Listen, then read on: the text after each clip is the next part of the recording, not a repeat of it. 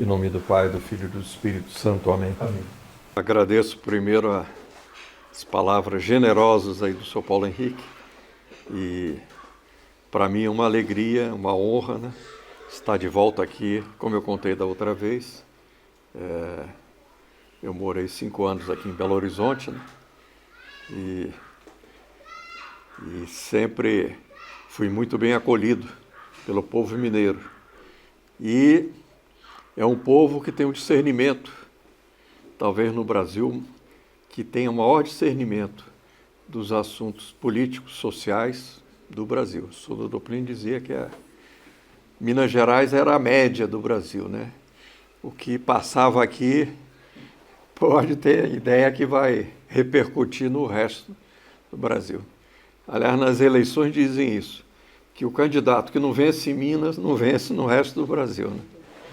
Então, e muito tempo foi a política do café com leite, né?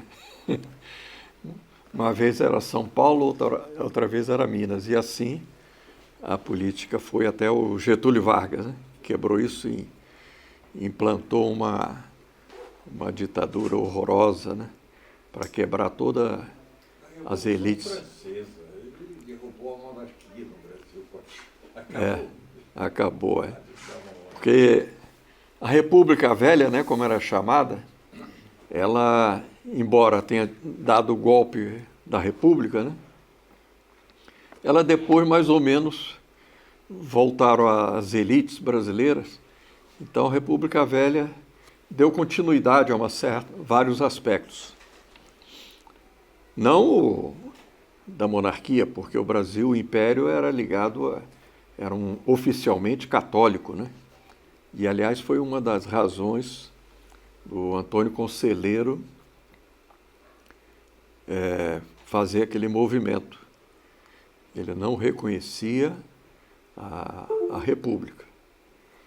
E foi massacrado de modo que até hoje não foi mostrado ao povo brasileiro, né? Uma coisa contrária a toda a bondade do brasileiro, etc. Então, de vez em quando, nós temos no Brasil sessões assim. Mas hoje, o que eu vim tratar aqui? Da vez passada, ano passado, eu tratei justamente da questão da revolução nas tendências, que continua muito atual. E hoje eu vou tratar sobre o problema da revolução da terceira para a quarta revolução, né? Essa passagem. E que a gente vê que muitos elementos da direita têm isso meio confuso e está sendo objeto de muita divisão, né? Isso talvez a revolução está se aproveitando disso. Então diz, é o globalismo, não é o comunismo. Não, todos dois fazem parte da revolução. O problema é que, como o Dr. Plínio apontou na RCR, acho que aqui eu vou passar já. Bem, essa foto aqui, Brasil e Estados Unidos face à revolução woke. Esperanças e riscos. Deu em uma palavra, o que é a revolução woke? Certo. A revolução woke que nós vamos tratar aqui é muito mais profunda do que a gente imagina. Mas é uma expressão em inglês que significa despertar, acordar. Então seria o despertar, né, desses grupos identitários, né, do racismo, da ideologia de gênero, do feminismo. Entendeu? E os senhores vão ver como é que isso está espalhado na sociedade. Eu vou dar um exemplo aqui até do exército americano. Como é que isso está? E aí vocês podem colocar para o Brasil. E o Dr. Plínio já apontava que quando a revolução fosse passar da terceira para a quarta, que haveria uma reação. Que seria um passo difícil para a revolução. Embora a sociedade está inteiramente deteriorada, mas o pessoal se acostumou com o conforto, né? Com uma certa desenvolvimento, com certas facilidades tecnológicas, etc.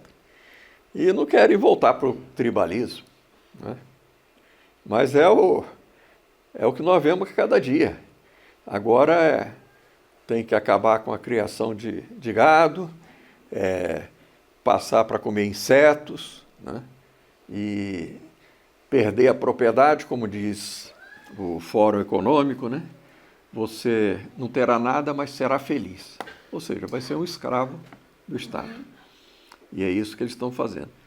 Então, tudo que se vê nessa linha é gente que se acha animal, né? Então, começa a latir e andar como cachorro, com a maior naturalidade. Mas nós vamos ver aqui que isso tudo foi feito no laboratório. Não está acontecendo por acaso, não. Tá certo? Eu vou aproveitar uma exposição do senhor Ron Antônio Montes, que é o presidente lá da associação amiga nossa, lá do Chile. E ele estudou muito esse assunto. E a gente vê que ele pegou muita coisa da França também, porque o senhor Atílio Faoro estudou isso. Escreveu um livro, exato. Então aqui nós temos a cena da marcha Pro-Life, que eu tive a graça de estar lá, e que na metade da marcha, que é uma multidão, 300, 500 mil pessoas, o pessoal da TFP americana fica ali num lugar mais alto assim um pouquinho, onde todo mundo passa, e fica a nossa banda lá tocando. Animando o pessoal. Ah, é impressionante. O pessoal, quando passa. Bem, aqui nós temos a RCR.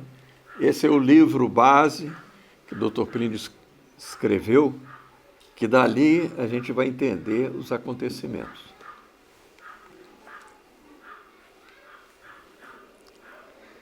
Então, esse é o número de catolicismo. Até trouxe uns exemplares, que quem quiser pode pegar, né? Que é o mês de outubro. Plínio Correia de Oliveira, Farol, que continua orientando o bom combate contra a revolucionária. Os homens combatem, Deus dará a vitória. Então, nessa situação que nós estamos, né, o Dr. Plínio aponta que a revolução é um processo. Isso que a gente precisa ter bem claro. E a revolução, ela pode ter pressa, mas ela sabe voltar atrás e ir conquistando. É para cá, né, que eu tenho que apontar. Então, o Dr. Plínio escreveu a RCR em 59 e 20 anos depois ele fez um adendo que os italianos pediram. Já que é um processo, 20 anos não dá para ele. Então, eram 3 revoluções, como nós falamos da outra vez, né? E agora já tem a 4ª e a 5ª revolução. E o Dr. Plínio disse, a 4ª revolução que nasce. Olha só, agora nós já estamos no meio dela. O panorama que assim se apresenta não seria completo se negligenciássemos uma transformação interna da 3ª revolução.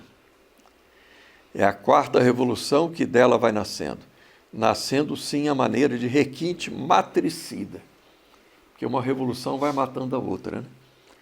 Quando a 2ª revolução nasceu, requintou, venceu e golpeou de morte a primeira. Agora veja como é que há confusão nas mentes. O Putin, que é a 3ª revolução, a revolução comunista, ele quer se apresentar como conservador, que defende a família, entendeu? Embora lá o aborto é legalizado, todas as práticas, mas ele tem uma certa resistência, porque culturalmente o povo russo não aceita a questão da LGBT, né? Então ele se mostra para a direita ocidental como se fosse um paladino, né? Conservador. E pior, ele financia movimentos direitistas na Europa para fazerem campanha da Rússia. Por incrível que pareça. E isso ele se sustenta lá. Né? Se sustenta. E então veja essa invasão da Ucrânia, né? Ele foi tão brutal que mesmo essa direita não pôde falar muito. Mas a ajuda que a Europa está dando para a Ucrânia é pequena, nós vamos ver isso. Bem, eu peguei um exemplo porque foi agora, né, quarta-feira, o Lula transformou em feriado nacional. Consciência negra. Aqui em Belo Horizonte já era há muito tempo, né? Lá em Brasília não era feriado. E como a Revolução faz tudo, é baseado numa fraude. Porque, estudando a vida desse Zumbi, ele tinha escravos, ele era um tirano, né? E os negros que não apoiavam, ele mandava matar. Infelizmente, quem começou com esse mito do Zumbi foi a esquerda católica. Dom Helder Câmara, em Recife, teve a famosa missa, etc. Então, com isso, ele foi conquistando as pessoas. E a Fundação Palmares é da época do Sarney ainda, para terem uma ideia. Bem, quando chegou o PT, veio a Revolução Quilombola. Esse trabalho aí que só eu que levo o nome, mas fiz com o Sr. Paulo Henrique. Né? Nós fomos... Mas eu sempre o lugar que eu posto para ele, que tem iniciativa. Então, logo no início do governo Lula, o primeiro, né, 2003, ele fez esse decreto, dizendo que ia desapropriar e reconhecer terrenos para os quilombolas. Ora, já começa na mentira. O que é um quilombo? Então, hoje, quilombola é todo descendente de negro. E no Brasil isso é impossível. Seria, né? Porque o Brasil é miscigenado. Né? Talvez o brasileiro, pelo estudo DNA, aliás, feito aqui pela Universidade de Minas Gerais, 60% dos brasileiros têm sangue índio. E eu não me lembro do sangue negro. Eu que sou um brasileiro antigo, né? Eu tenho os 3 sangues. O sangue português, o índio e o negro. Isso é muito comum. Como é que a gente vai dividir isso? O senhor tem também? Não, se for estudar... Todo mundo. Aquele neguinho da Beija-Flor, foram ver, ele é negro mesmo. Ele tem acho que era 40% ou 60% de sangue índio. Olha só. Então, é uma farsa, né? Mas a Revolução filho do demônio. Aqui tem uns quarteirões ali que é um quilombo. Olha aí. Um gueto. É um gueto quilombo, mas é que é qualificado de quilombo. Não, tá espalhado. Mas o senhor sabe, assim, desculpa, para ser quilombola, até a unha é diferente? Até o formato da unha é diferente. Olha. Quilombola, verdade. Aí o pessoal fica chutando, isso. E outra Só coisa, que o quilombo era formado de negros fugidos. Aí um amigo nosso lá de Campos, que é bem negro mesmo, ele disse, eu não sou quilombo, eu sou negro, mas fui libertado, né? E nunca fui fugido. Mas eles querem isso, dividir. E isso aí já faz parte da Revolução Woke. Foi a princesa Isabel que levou o Zumbi. O Zumbi. Então a Santa Princesa Isabel, né? Está em processo de canonização. Ela sim queria o bem Foi uma chaga do Brasil, né? A escravidão. Já fez algum apanhado com essas terras, né, que eles dizem terras? Por que eles apoiam muito os quilombolas? Você sabe o que tem debaixo da terra, né? Nióbio puro. Pois é. Isso muito na terra indígena também. Mas o quilombola... Também. Aí, quando não tem, se tem nióbio, ele pega o quilombola e coloca lá. Ele não pode fazer nada. Vejam só, eu peguei essa notícia, saiu agora, quarta-feira. Pará é o estado com o maior número de títulos coletivos. Quando estava formando a Constituinte, o doutor Plínio disse, como é que é isso? Propriedade coletiva? Nós vamos ser um país comunista? né, entregues no Brasil. Olha como é que eles formulam. Desde 2019, o governador Helder Barbalho entregou 44 títulos de terra coletivos e beneficiou, nós vamos ver que não é benefício coisa nenhuma, 3.801 famílias quilombolas com regularização fundiária de 73 mil hectares. Na realidade, esse título coletivo é a volta da escravidão.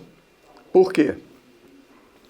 Foi que os negros que nós entrevistamos lá no Espírito Santo, né, eles disseram, olha, eu não vou ter nada nisso, eu vou depender do INCRA, não posso vender, não posso ter a minha criação, nada disso. Santa Catarina também. Santa Catarina também nós fomos lá, a mesma coisa, quer dizer, é uma mentira, não estão beneficiando nada. Eu prefiro ter um hectare de terra meu, com escritura, digamos, minha, a ter um mapa, uma terra que...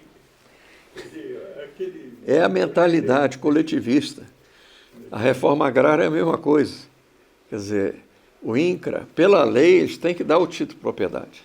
Mas eles ficam enrolando e não dão o título. Só agora com o Bolsonaro que deu mais de 400 mil títulos de propriedade. É a alforria, a libertação do sem terra é nessa hora. Eles continuam sem terra, não? Continua. Bem, desse aqui? Isso. Eu tinha colocado noutra ordem, mas acabou chegando para cá. Nós vamos ver como é que nos Estados Unidos, né, a revolução woke, até no exército. Aqui no Brasil é a mesma coisa, na polícia militar, tudo. Eu não me alongar muito nesse tema, eu quero que vocês vejam um vídeo comparando um comercial do exército da Rússia com o do exército americano. Bota aí. Esse é o russo. Esse é o russo. Comercial de recrutamento. Esse é o russo.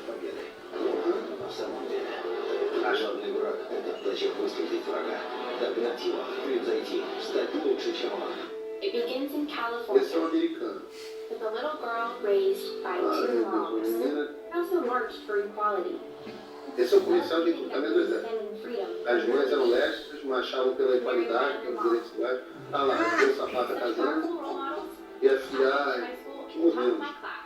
And after Eu era um bom seeing estudante, bem forte, mulheres são conhecidas por a serem way to prove muito your mais body and bonitas. strength. I'm U.S. Army Corporal Emma Agora Malone. ela se Today I tornou, answered my calling. ela é militar, não é um comercial, isso aqui, segundo. Porque lá nos Estados Unidos, os militares são voluntários, né? Então eles têm que fazer comercial para atrair as pessoas, né? Nós vamos ver agora como é que era o comercial dos Mariners, né? Aí veja, eles querem a campanha junto ao povo LGBT. Então, fulana, um casal de lésbica, se é, pode chamar isso de casal, né? E a filha, então, não vou para o exército. Aí chega lá no exército, que exército vai dar, não é? E o russo não. Então o Putin faz a campanha, tá vendo? Olha aí, o Ocidente está podre. E é verdade. Mas só, isso que o Sr. John Howard mostrou, eles não querem combater o Ocidente no lado ruim, eles querem combater todo o Ocidente cristão. Essa é a jogada. Agora na China. Crianças, olha como é que são educadas as crianças. Aqui teve um caso de uma parada de 7 de setembro, né? O pai levou o menino vestido de policial, com tudo. Escândalo, né? Prenderam. Aqui uma aposta quem monta uma pistola primeiro.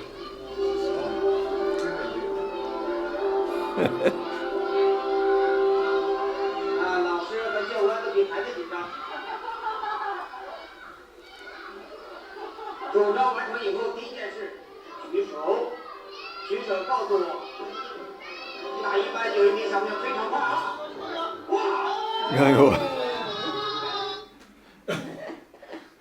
Isso é educação de criança, né? Aqui não pode falar nem dos pastorinhos de Fátima vendo o inferno. Pois é. Onde é que vai parar a nossa sociedade? A dos Marina ficou para trás. Então, vamos entrar no noticiário, né? Bem, esse ano, vocês se lembram, quando eu estive aqui no ano passado, eu disse, olha, tudo vai depender das eleições nos Estados Unidos, né? Que vai dar o rumo para cá. Mas antes da eleição americana, nós tivemos as eleições municipais. E foi uma derrota para a esquerda monumental, certo? Aqui, ó, olha essa manchete. Tudo são jornais esquerdistas. Esse aqui é o Estado de São Paulo. PT tem só 2 nomes no segundo turno no ABC, seu berço político. Talvez aqui em Belo Horizonte, né, como o Bruno Engler quase empatou, né? Como Fortaleza também. Como disse o Alexandre Garcia. Não tem como contar, né? Fazer uma... Então, nós temos que aceitar o... Foram do outro lado aí foram 8 partidos aí, do PSDB, não sei mais o quê. Mesmo assim, quem venceu não é o PT, é o Centrão. Veja bem. Então, nós vamos ver o seguinte, nós estamos numa situação trágica, o Brasil atravessa isso, mas mais trágica ainda está para a esquerda, que não consegue arrastar o povo, né? E o Bolsonaro percorreu o Brasil todo, levava multidões, etc. Ainda leva. E qual foi o partido mais votado? PL. Foi o PL, 15 milhões, quase 16 milhões de votos. O que teve mais prefeituras foi o PSD, mas levou 14 milhões de votos. Quer dizer, eles não ganharam. E depois, nas grandes cidades, que é onde importa, o PL teve mais votos e mais prefeitos eleitos. Então, vê que foi uma derrota. Bem, o PT lá embaixo. Partido das Trevas. Agora, veja bem, berço do sindicalismo, segundo parágrafo. Após o golpe militar de 64, o chamado ABC paulista abarca 7 cidades.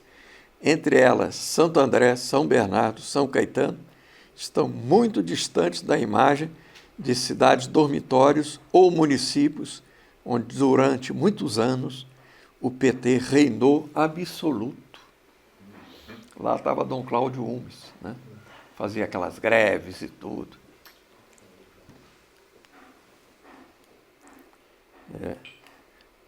Agora é dos Mariners. Olha como era a propaganda.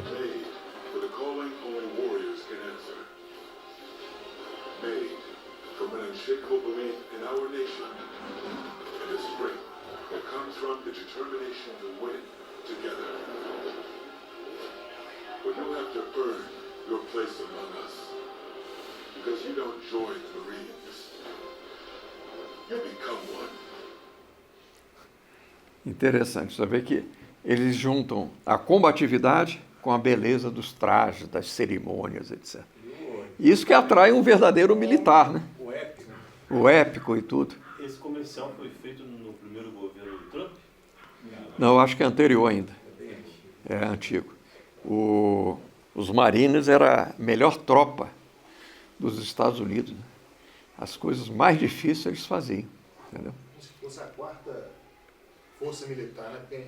Tem uns Navy que é Marinha, né? Eles são fuzileiros. Força Aérea, né? E o Exército, aí, os Marinhos são os fuzileiros. Que atuam nas 3, no ar, na terra, em todo canto. Então veja bem o seguinte. Olha só como é que a Europa está atualmente. Vou ter que ver minhas horas aqui.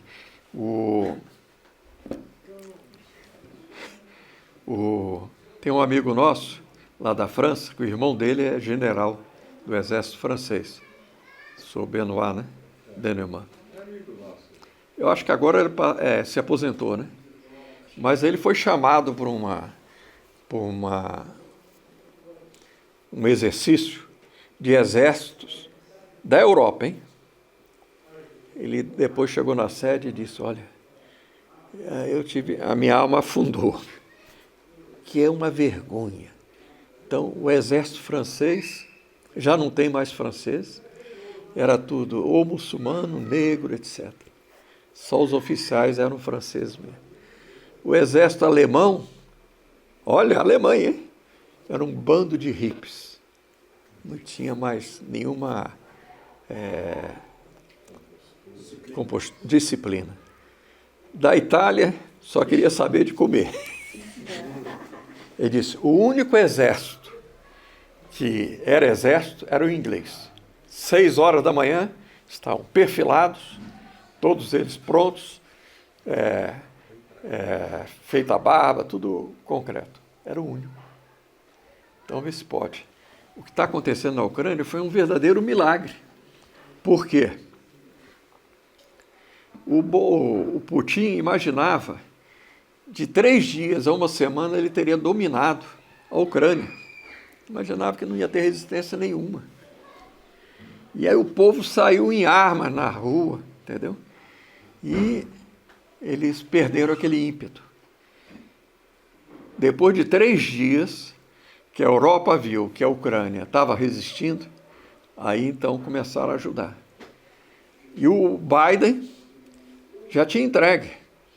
Ele ligou para o Zelensky, com todos os seus defeitos, palhaço, não sei quanto, mas ele tomou a atitude de um verdadeiro líder.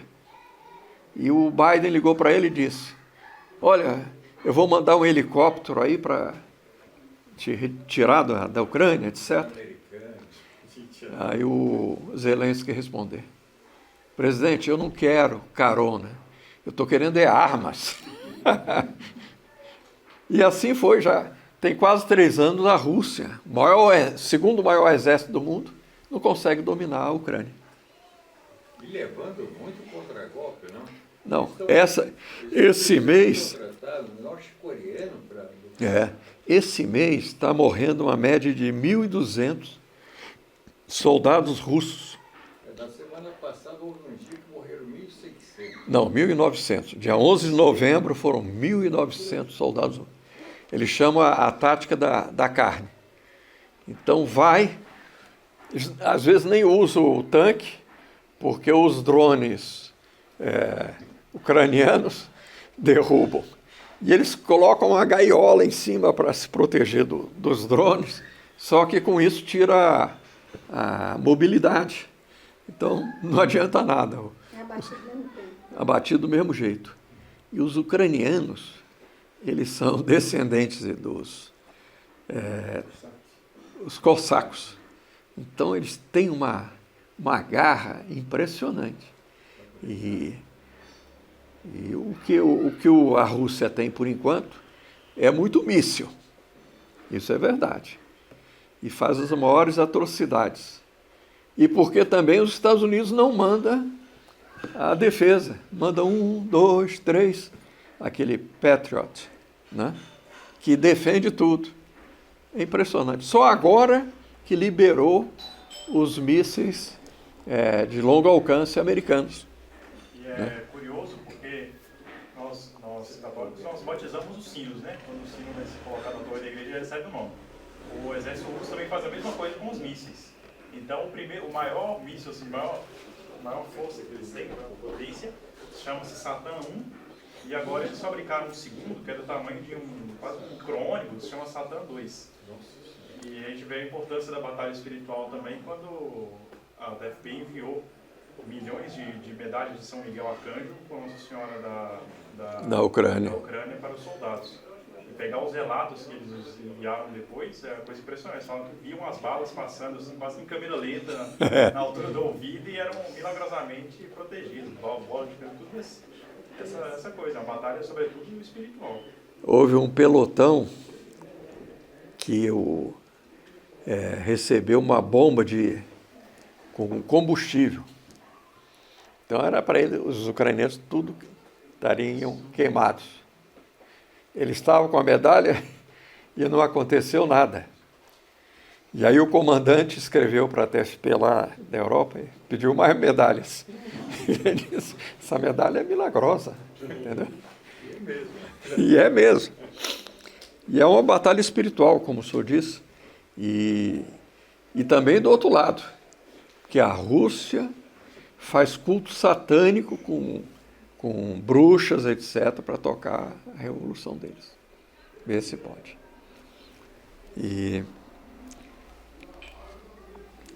Bem, isso aqui é uma notícia antiga, mas que eu coloquei para a gente lembrar. Quer dizer, o Brasil vive no comunismo. A Globo diz, não existe mais comunismo, etc. Então, eu peguei 2 declarações. O Flávio Dino, né, ministro do STF, Lula comemorou. Você não sabe como eu estou feliz. Nós conseguimos colocar na Suprema Corte desse país um ministro comunista. Um companheiro da qualidade do Flávio Dino. Então, o Lula enrola, que é metalúrgico, mas ele é um comunista, amigo de Fidel Castro, todas as ditaduras. A felicidade do presidente era esperada. Na abertura do Fórum de São Paulo, ele disse claramente que ser chamado de comunista o orgulhava. Não é xingamento. Eles nos acusam de comunistas, achando que nós ficamos ofendidos com isso. Nós não ficamos ofendidos. Isso nos orgulha muito, né? Então, na campanha ele era o contrário, né? Não. Ele era até contra o aborto. Contra o aborto, né? Não tinha nada a ver com a Venezuela, comungou e tudo. E o que nós estamos vendo é o comunismo mesmo no Brasil. Veja bem, o partido que encarna melhor essa 4ª revolução já não é o PT, é o PSOL. É o puxadinho do PT. É, o puxadinho mais avante, tá certo? Olha o resultado que eles tiveram nas eleições. Com derrota no segundo turno, o PSOL não elege nenhum prefeito. Você vê, graças a Deus, como é que o povo brasileiro é conservador. Mas a imprensa procura esconder isso. Nós vamos ver a notícia aqui, os títulos. Até hoje não sabia que não tinha elegido nenhum. Nenhum. Porque eles tinham um prefeito de Belém do Pará, tal de Edmilson. E perdeu, ficou lá em... Tentaram bolos, né? Nem cidade pequenininha, nada. Nada. O PSOL não. O PT teve algumas pequenas no Ceará e Piauí. Ficou... Pessoa também, né? O noticiário todo é feito para desgastar o Bolsonaro. E, infelizmente, dentro de uma certa direita, que eu chamo de falsa direita, que é o pessoal que é o seguinte, eles acham que tudo é fácil, que se resolve da noite para o dia, entendeu? Que o Bolsonaro foi um frouxo, foi um mole, que não sei quanto. São pessoas que se aproveitam do desconhecimento da política, dos mecanismos de poder, para derrubar o Bolsonaro. Alex Solelso tem 40 anos de Brasília, hein? A gente vê o que é aquilo ali. Não é para qualquer... Então, quando o Gilmar Mendes disse assim, nós é que elegemos o Lula, né? É isso mesmo, quer dizer, não foi o povo. Então, acontece o seguinte, eles falam assim, o segundo turno, porque houve algumas derrotas, como aqui em Belo Horizonte, mas não é para o PT, hein?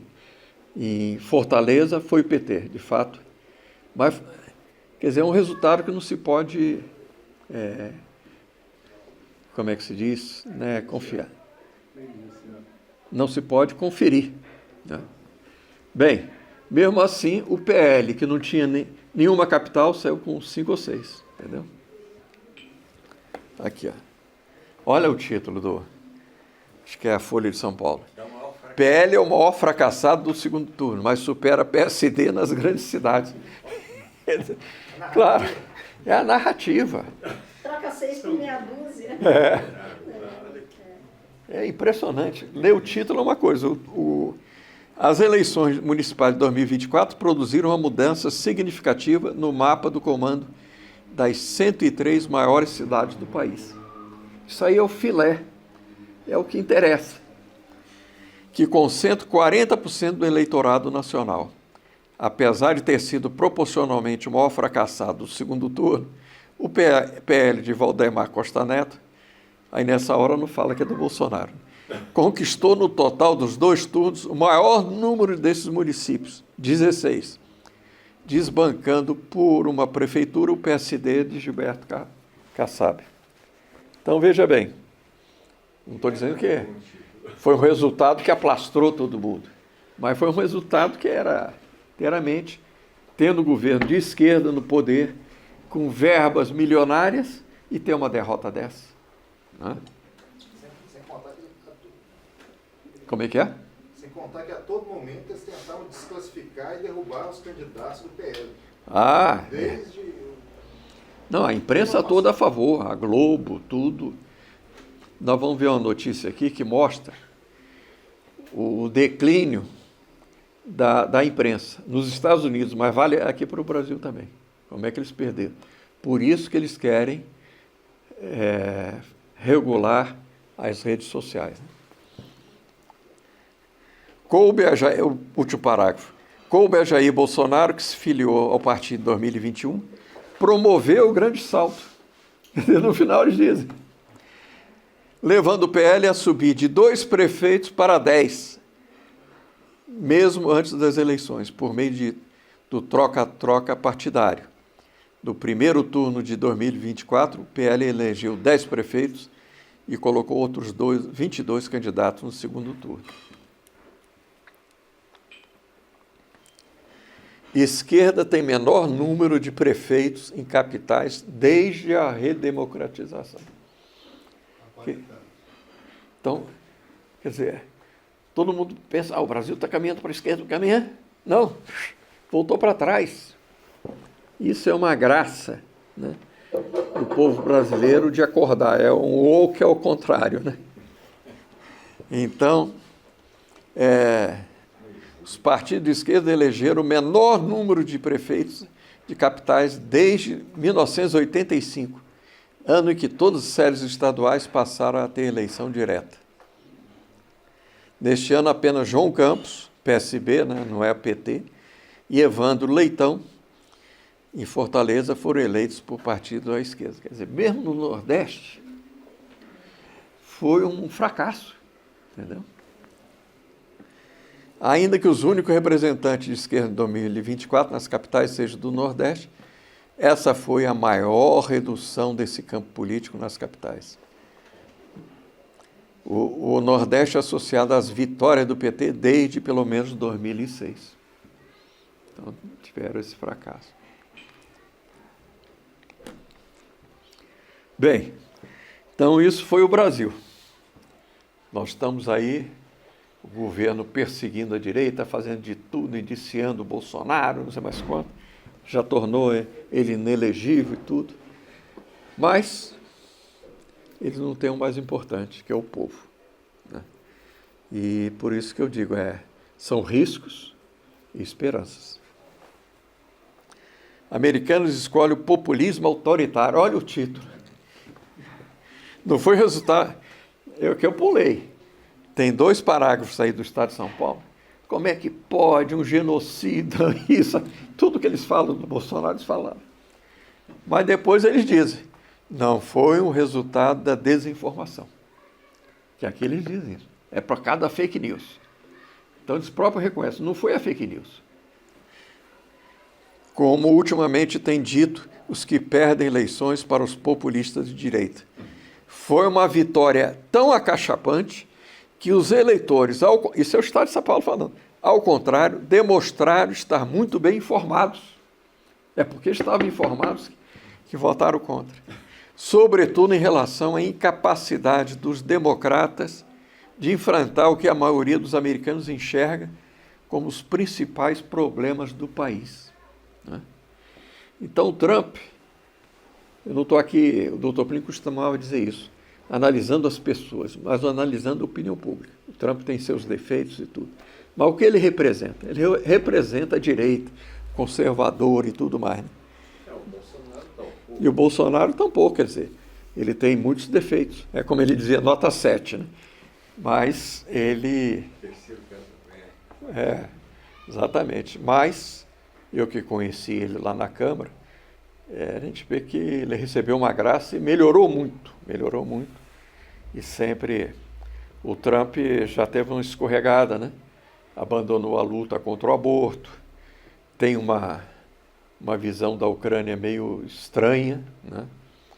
E, bem, mas então foi tão acachapante que ele ganhou não é só no colégio eleitoral, ganhou na maioria dos votos. Nós vamos ver aí. Ganhou no meio dos latinos, dos negros, e se tornou o Partido dos Trabalhadores. E os democratas viraram o partido dessa elite podre, né? Socialista. Com isso é o Estado de São Paulo falando, né? Trump ganhou de Kamala Harris no voto popular por larga margem e o Partido Republicano parecia estar a caminho de conquistar a maioria do Congresso. Já conquistou. Considerando que Trump já controla a Suprema Corte, o futuro presidente americano terá a faca e o queijo nas mãos. Falta goiabada. Falta goiabada, é. Vamos mandar para lá, é. Aliás, é o hábito que eu tenho lá em Brasília. À tarde, ó, goiabada com queijo e o cafezinho. Não esqueço de Minas Gerais, está vendo, São Paulo? Futuro presidente terá a faca e o queijo nas mãos para implementar suas promessas de campanha, que inclui deportar milhões de imigrantes ilegais, colocar o Departamento de Justiça a serviço de seu desejo de vingança contra seus adversários. Aí é bem a linguagem do Estado de São Paulo, né? Transformar os Estados Unidos numa ilha protegida por tarifas e abandonar alianças e acordos militares, comerciais, ambientais, tornando o mundo consideravelmente mais instável. É como eles apresentam. Mas, se ele cumprir o que ele está prometendo, ele diz, no primeiro dia de governo, eu vou derrubar todas essas normas LGBT, tudo, suspender todo financiamento para entidades de aborto, entendeu? É uma limpa, vamos rezar para que ele faça mesmo. Ele já convocou alguns secretários bons, outros meio suspensos.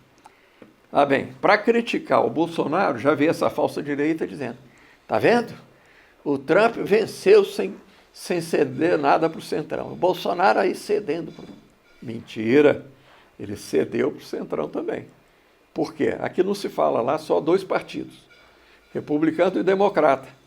Só que tem uma parte dos democratas, que é bem esquerdista, mas tem uma parte que é mais de centro. E os republicanos também. Não é todo mundo que é pró-Trump, não. É uma parte que é meio de centro. Então, o Trump teve que negociar com esse pessoal. Política, sim, não tem jeito, né? Então, por exemplo, o Arnold Schwarzenegger, que é do Partido Republicano, ele declarou voto pleno na Kamala Harris. Não sei se é porque ele mora na Califórnia, que não sei se é uma jogada política, tem as divisões. Exatamente.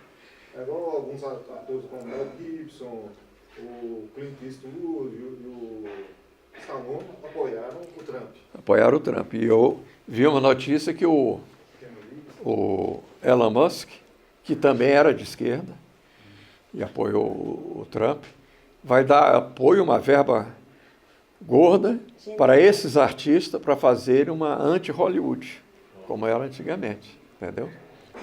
Então, várias forças americanas estão assim. E vão interferir aqui também. Mas não assim diretamente, claro. Eles no mundo. Mas, por exemplo, eu vi a notícia que o Marcos Rubio, foi o secretário de Defesa, ele quer saber quais os oficiais americanos que vieram aqui no Brasil para pressionar os militares brasileiros a apoiarem o Lula. Que ótimo. Quer? Que ótimo. Ótimo. Vamos ver se ele vai cumprir. Depois, ele disse que vai tirar todo a cúpula do Pentágono. E está convocando antigos militares para indicar militares realmente. Porque esse LGBT aí na propaganda do Exército foi a cúpula do Pentágono que concorda com isso. Entendeu? Então, quer dizer, estavam destruindo o Exército americano. Sr. Nelson, Pois não. o senhor comentou do Exército americano, do Exército russo, enfim, vários exércitos. Ucraniano, inglês. E do brasileiro, o que o senhor nos disse? Nossa Senhora. Aqui eu só tiro as conclusões. Não, porque... Nem podemos falar. Olha aqui, ó. Nem o meio-fio estão pintando mais direito. Olha aqui, ó, o último parágrafo.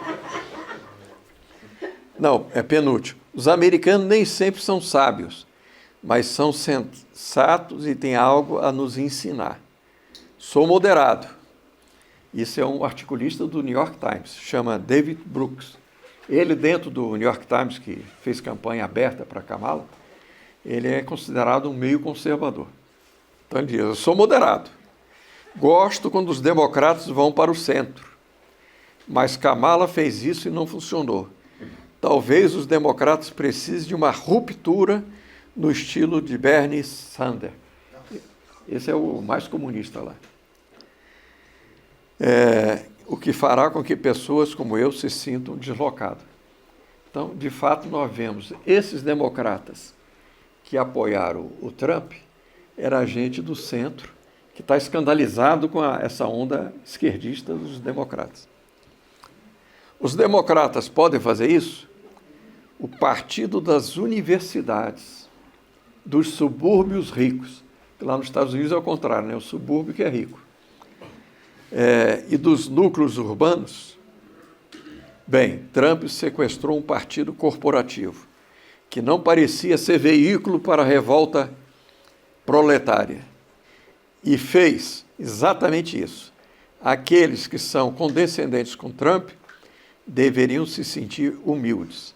Ele fez algo que nenhum de nós poderia fazer. Então é curioso. A contestação que antigamente pertencia à esquerda passou para a direita. Então, hoje quem contesta os sistemas, as elites, é a direita. São os trabalhadores e tudo. Mídia nos Estados Unidos enfrenta a queda de influência e se prepara para ataques ao Trump. Então, essa notícia é excelente, que o Dr. Plínio, no livro das SEBs, e o Sr. Paulo Henrique, depois é bom colocar o pessoal a par disso, ele chama a imprensa de quarto poder. E naquela época, década de 80, era isso mesmo. O que a Globo dizia, o candidato é esse, era o que ia vencer. Mas agora, com as redes sociais, que eles fizeram para ser um motor revolucionário, não. O pessoal já tem notícias paralelas. Nós temos lá um jardineiro em Brasília, ele é do Maranhão. Ele falou, eu era PT porque só tinha informação da Globo. E o pessoal lá na minha cidade toda assim.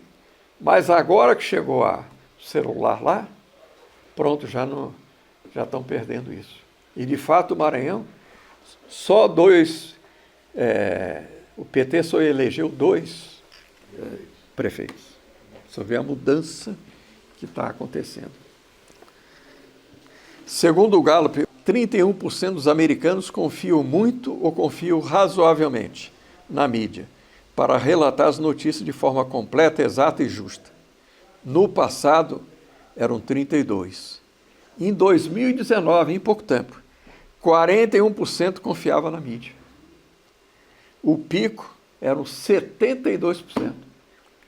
O Dr. Plínio dizia que na época dele tinha uma frase assim, saiu no jornal, é a verdade. Bem, agora vamos para o fenômeno woke.